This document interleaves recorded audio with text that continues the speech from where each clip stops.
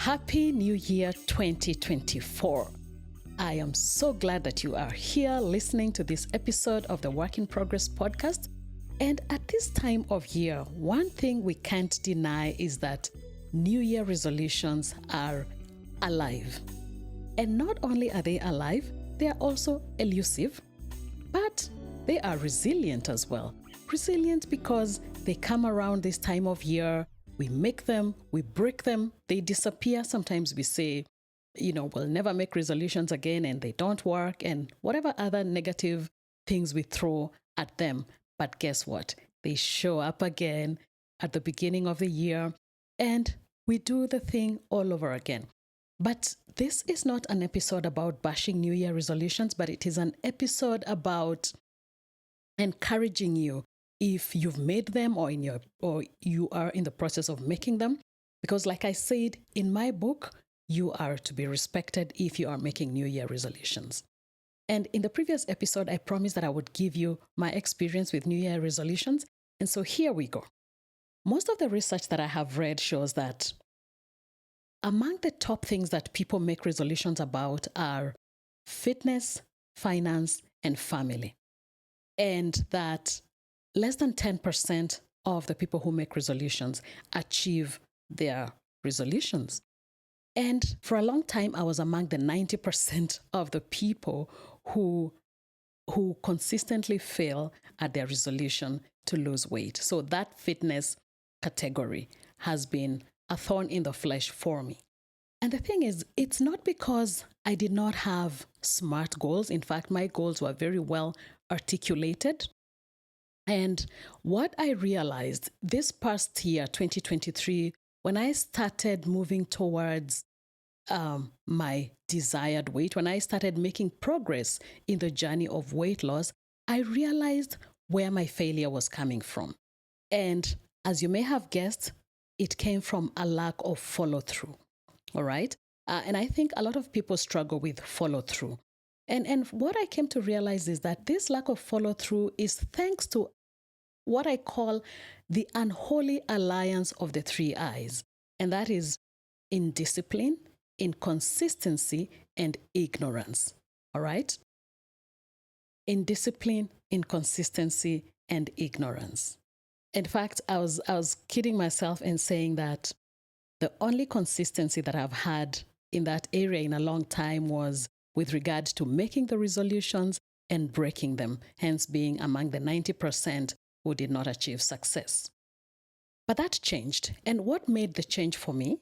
It was a wake-up call that I received from some medical challenge. And when I got the doctor's report after doing my annual check, one of the things that came up was that my blood sugar was high. And if that number tilted even by a very small point, then I would be on medication. And for me, that was scary enough to say, enough.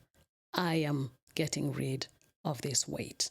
And so I had a compelling reason to lose weight. And so when I got that compelling why, it tipped the scales for me because now I had something bigger than just wanting to have some ideal number on the weighing scale. And so a New Year resolution is a good step, but it is only step 0 in the journey to achieving the kind of personal development or professional development or whatever it is that is the change that you want to make in your life. In the previous episode, we talked about stepping back to reflect upon where we are at, where we want to go, the outcomes that we desire. And that I call step -1, which now leads to making that intention or that resolution for the changes that we want to make, which is then step 0. And so the next step, which is step 1, is getting that compelling why. And that why must be very personal to you. It's not because, it's January and people make New Year resolutions, so let me go ahead and make a New Year resolution. No, it needs to be very personal to you and meaningful for you if you're going to invest the time and the commitment and the resources that might be required to achieve it. So, what's your why? Why do you want to lose that weight? Why do you want to stop smoking? Or why do you want to work towards that promotion? I don't know. Think about it and envision yourself in your desired state, in your ideal situation, in your ideal weight, having achieved that promotion, or as a non-smoker. What does that do to you? How does it make you feel? All right? That's a very important personal step. What if you do not have a compelling reason or a compelling why? Well, I would say go back to your reflection and think about it. And if I may, allow me to ask you this question. If you learned that you had just 1 year to live, what choices would you make? What would you start doing, stop doing, or continue doing? Well, if that's scary, excuse me for scaring you, but the thing is, it could be the wake-up call that you need. It could be the thing that leads you to your compelling why and helps you to get to the next step in achieving your New Year resolution. Like I mentioned, for me, getting a compelling why was the catalyst to moving from indiscipline to discipline. And as I mentioned, in that unholy alliance, we have the indiscipline, the inconsistency, and ignorance. And in the next episode, I'll be sharing a little more about developing consistency and getting the knowledge that helps me move to my desired state.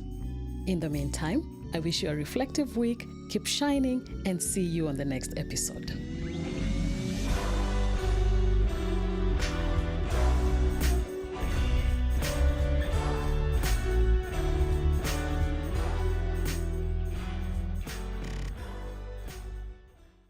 The Work in Progress podcast is brought to you by Cogent Afrique. Visit www.cogentafrique.com to check out learning and development opportunities for you, your team, organization, and family.